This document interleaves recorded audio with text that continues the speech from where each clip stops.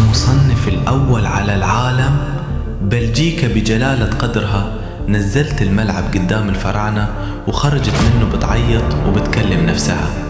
دي مش مباراة ودية، دي كانت ليلة إهانة كبرياء دي بروين وهازارد. بلجيكا نازلة فاكرة إنها تتسلى على منتخب مصر، لكن الرد المصري كان مرعب وفي كمية غل كروي مش طبيعية. مصطفى محمد قرر يربي دفاعهم، قطع الكرة من دي بروين نفسه وبلمحة ذكاء لف وضرب قذيفة من بره خلى تيبو كورتوا أحسن حارس في العالم يطير في الهوا ملوش أي لازمة والشباك بتتفجر.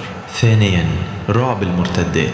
الملك محمد صلاح بلمسة سحرية من كوكب آخر شق الملعب ودمر خطوط بلجيكا بأسيست عالمي. تريزيجيه استلم زي الصاروخ وحط التاني بدم بارد قتل بيه كبرياء البلجيك تماما.